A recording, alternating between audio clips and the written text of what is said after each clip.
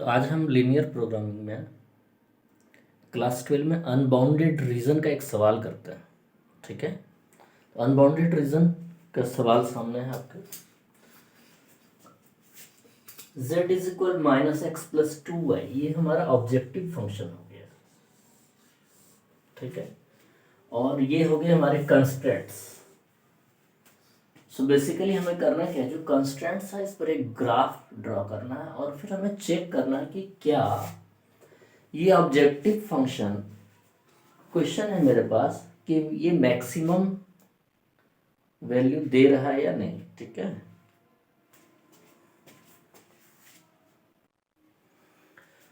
So finally question मेरे पास objective function है z is equal minus x plus 2y और इस पर हमें चेक क्या करना है, मैक्सिमाइज वैल्यू, राइट। और जो कंस्ट्रेंट्स हैं ये हैं x is greater than is equal to 3, x plus y is greater is equal to 5, x plus 2y greater is equal to 6 and y is greater is equal to 0। ये सारे इन equations जो है, ये constraints, इसमें सबसे पहले हमें क्या करना है, इसका एक ग्राफ रेडी कर लेना है। ग्राफ रेडी करने के लिए हमें क्या करना पड़ेगा, सबसे पहला जो पॉइंट मेरे पास है जिससे x plus y is greater is equal to 5, x is greater is equal to 3, तो हम ग्रेटर वाला तो बाद में ग्राफ करेंगे, लेकिन इसको इस तरह से हम ले सकते हैं, जिससे इसको हम x plus y is equal to 5, इसका एक लाइन पहले ड्रॉ कर लेंगे। इसके लिए हम ड्रॉ करेंगे x plus 2y is equal to 6 का, राइट। और फिर x इज इक्वल टू 3, इसकी एक लाइन, और y is greater is equal to 0, तो फाइनली डायरेक्टली हम ले सकते हैं। अब मेरे पास सबसे पहला पॉइंट आता है, ये सारे लाइन हमें रेडी करना है इस पर। तो x plus y is equal to 5 का टर्म लेते हैं। तो इसके लिए अगर हम चेक करें, सो x 0 होगा तो y 5 होगा, और y 0 तो x 5, तो इसके जो पॉइंट्स हो जाएंगे फाइनली वो हो जाएंगे x y के लिए। कैसे, x 0 है तो y 5 है, और अगर y 0 है तो x 5 है। ये मेरे पास इसका पॉइंट हो गया। अच्छा, इसका चेक कर लेते हैं पॉइंट। अगर हम इसका पॉइंट लेते हैं तो क्या बनेगा, x 0 ले लेते हैं तो क्या होगा, x 0 अगर आएगा तो y क्या हो जाएगा 3, 2 डिवाइड हो गया। अगर y 0 होगा तो x क्या होगा 6, क्लियर है। y 0 तो x इज इक्वल टू 6, और अगर x 0 तो y इज इक्वल टू 3, और ये x इज इक्वल टू 3 है। अब ये पॉइंट जो है इसको हमें इस पर प्लॉट करके क्या करना है, ड्रॉ कर लेना है। तो सबसे पहले इसका पॉइंट देख लेते हैं, x 0 और y 5, x 0 y 5, पहला तो ये हो गया पॉइंट मेरे पास, और दूसरा x 5 y 0, तो ये हो गया मेरे पास ये पॉइंट। ये पहली लाइन हो गई इसकी, ठीक है। और दूसरा उसी तरह से अगर हम सबसे पहले इसकी लाइन ड्रॉ कर लेंगे, दूसरा फिर x 0 y 3 है, x 0 है y 3 इसकी लाइन, और x 6 y 0, तो x का 6 ये रहा और y 0, ठीक है। अब इसकी एक लाइन ड्रॉ कर लेते हैं। तो मैंने ये वाली लाइन यहाँ से इस तरह से ड्रॉ कर ली है, और इस लाइन को यहाँ से ड्रॉ कर लिया बस। तो x plus y is equal to 5 की लाइन ये है हमारी, ठीक है। ये हमारी लाइन होगी x plus y is equal to 5, और ये लाइन होगी हमारी x plus 2y is equal 6 की लाइन। तो हमने दो लाइन तो ड्रॉ कर ली। अब मेरे पास टर्म आता है x इज इक्वल टू 3 का। अगर इसको हम ड्रॉ करें तो x इज इक्वल टू 3 का पॉइंट ये है, और x is equal to 3 means क्या है, 3 पर एक स्ट्रेट लाइन आएगी वर्टिकल, ठीक है। तो हम एक लाइन ड्रॉ कर लेते हैं 3 पर।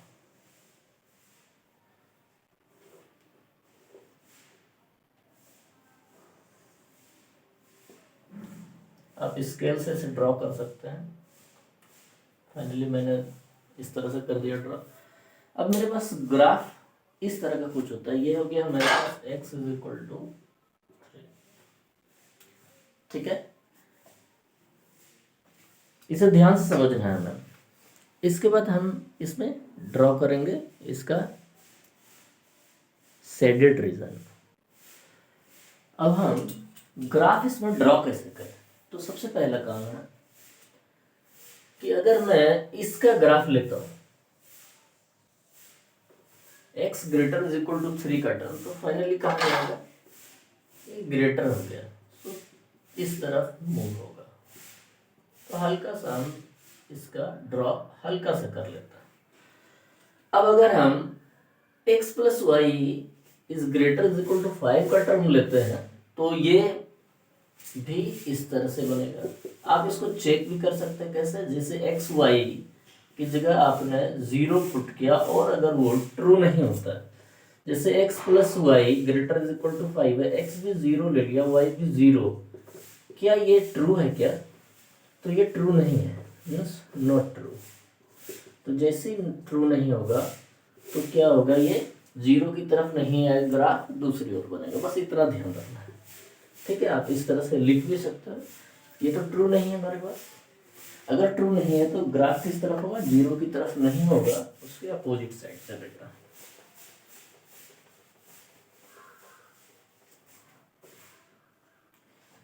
मैं लिख देता हूँ x plus y is greater is equal to 5। If we are taking 0 as x and y, so this is 0 which is not greater or is equal to 5, this is not true।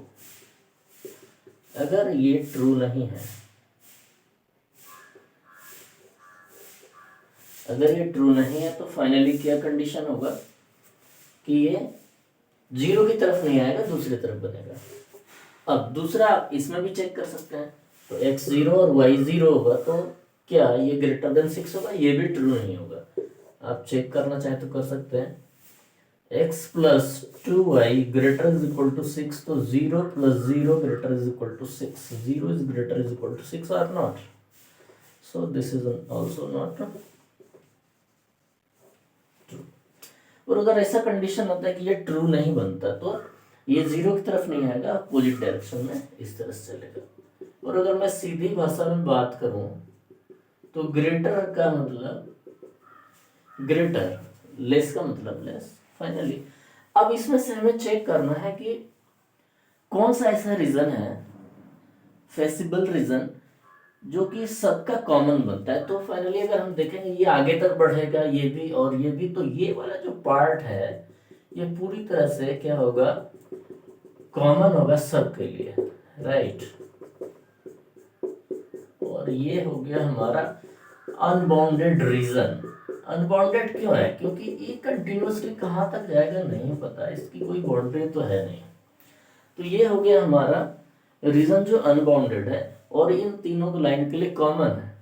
अब रही बात y greater is equal to 0 से greater है, तो y अपने आप ही इस condition में आ जाता है। तो अब हम ये तो हमारे पास हमने क्या किया, एक ग्राफ बना लिया है कि भाई अनबाउंडेड रीजन कहाँ, जो कॉमन रीजन बनता है वो कहाँ पर है, ठीक है। कैसे करना है ये तो आपने समझ लिया। अब आगे हम इसमें कुछ चीज़ों को चेक करेंगे।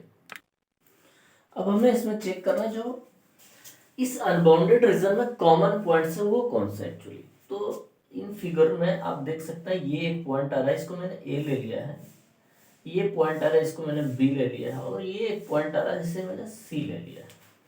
ये 3 पॉइंट अनबाउंडेड रीजन में क्या हो रहा है, कॉमन पॉइंट हो रहा है।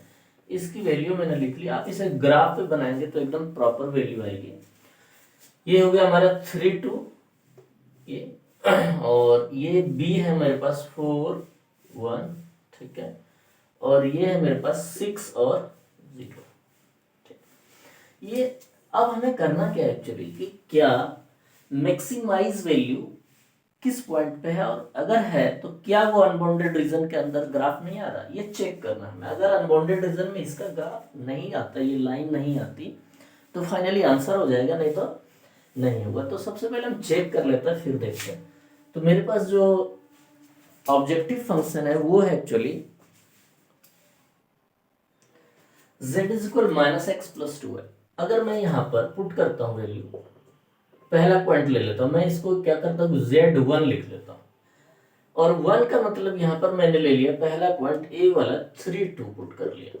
तो मैं x की जगह 3 लेता हूँ और y की जगह 2, और ये रिजल्ट आएगा ये, और इसका रिजल्ट आया 1। तो z1 मीन्स पहला कंडीशन 1 हो गया। चलिए सेकंड चेक करते हैं, Z2 ले लेते हैं। Z2 के लिए हम ले लेते हैं, जैसे हमने 4 1 ले लिया, सो फाइनली x4 होगा प्लस 2 इंटू वाई की जगह 2। तो मैंने यहाँ पर पॉइंट यहाँ पर दिखा देता हूँ, 4 1 ले रहा हूँ। We are taking this one here and this one here.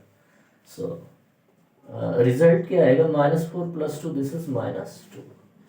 अच्छा चलिए, एक और कंडीशन है मेरे पास, Z3, ठीक है। तीसरा पॉइंट हम लेते हैं। तीसरा मेरे पास है 6 एंड 0। सो आप x की जगह 6 ले लो, -6 plus 2 into 0, this is 6 and 0। So result आएगा -6। अब आप इसमें चेक कर सकते हैं कि कौन सा है जो मैक्सिमम वैल्यू में आता है। तो फाइनली आप ये चेक कर पाएंगे कि ये वैल्यू मैक्सिमम है इन दोनों से, राइट। सो हमारे पास जो ऑब्जेक्टिव फंक्शन है किस पॉइंट पर मैक्सिमम बना रहा है, 3 2 पे, है ना। लेकिन अभी हमें चेक करना है कि फाइनली बाउंडेड रीजन में ऐसा नहीं है। बाउंडेड रीजन में जो मैक्सिमम वैल्यू आई वो आंसर हो गया, लेकिन अनबाउंडेड में ऐसा नहीं है। अनबाउंडेड में अभी हमें चेक करना पड़ेगा क्या इस वैल्यू पर यह लाइन अनबाउंडेड रीजन के अंदर तो नहीं आ रही। अगर उससे बाहर आ रही है तो फाइनली ये आंसर होगा, और अगर उसमें से कहीं आ रही है तो ये आंसर नहीं होगा। तो हम इसे चेक करेंगे। तो देखते हैं इसको आगे कैसे करते हैं। तो मेरा इनइक्वालिटी कंसीडर हम करेंगे -x plus 2y greater is equal to 1। इस पॉइंट पर जो ऑब्जेक्टिव फंक्शन है इस तरह से हम कंसीडर करेंगे, लेकिन इसका ग्राफ चेक करेंगे इस तरह। सबसे पहले ये लाइन हम क्रिएट करते हैं। इस लाइन के लिए अगर मैं एक वैल्यू चार्ट, वैल्यू बॉक्स बनाता हूं तो एक्स वाई की वैल्यू कैसे होगी। एक्स अगर 0 होता है तो वाई होगा 1/2, राइट।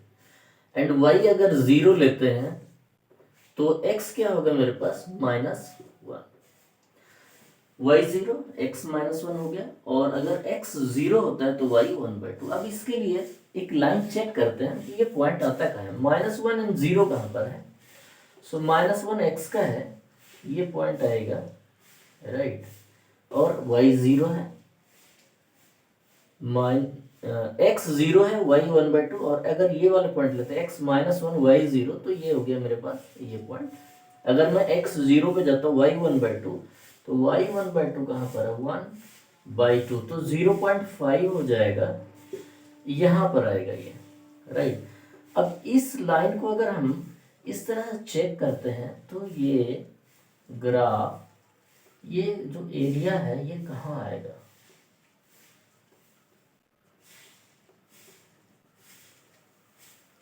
इस तरह से ये एरिया अनबाउंडेड रीजन के अंदर पहुंच रहा है ना।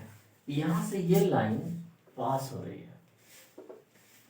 अगर हम इसको चेक करें तो ये लाइन आ रही है इसमें। मीन्स हमारा जो इनइक्वालिटीज ने कंसीडर हमने किया कौन सा, ऑब्जेक्टिव फंक्शन का, है ना, यह टर्म अनबाउंडेड रीजन के इनसाइड आ रहा है। अब हम क्या लिखेंगे, जो फेसिबल रीजन है, ये जो लाइन हमारी गई जो कि हमारा ऑब्जेक्टिव फंक्शन का था, जो कि हमने -x plus 2y is equal to 1 का ग्राफ लिया है, ये वाली लाइन चेक की हमने। तो इसमें क्या बहुत सारे पॉइंट्स कॉमन है ना। तो हम लिखेंगे फेसिबल रीजन,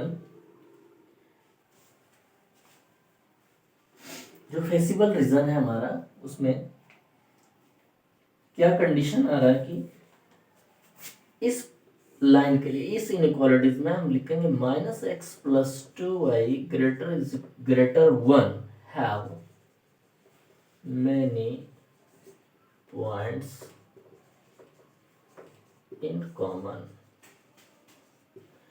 और अगर बहुत सारे पॉइंट्स कॉमन में होंगे तो फाइनली हम लिखेंगे therefore there is no maximum value, है ना। अगर बहुत सारे पॉइंट कॉमन, तो किस पॉइंट पर आप मैक्सिमम इसे लिखोगे। सो आप इसके लिए आंसर क्या लिखेंगे कि there is no maximum value. तो आप यहाँ पर एक लिखिए देयरफॉर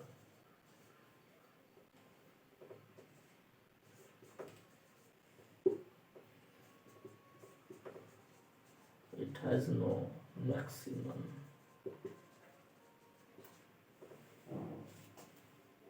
वैल्यू। ठीक है, एक बार चेक कर लीजिए।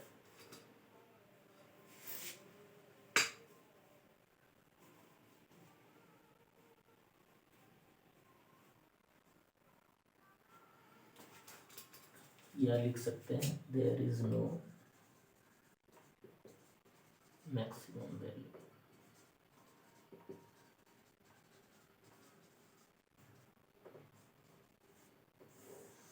ये या ये कोई लाइन आप इसमें यूज कर सकते हैं।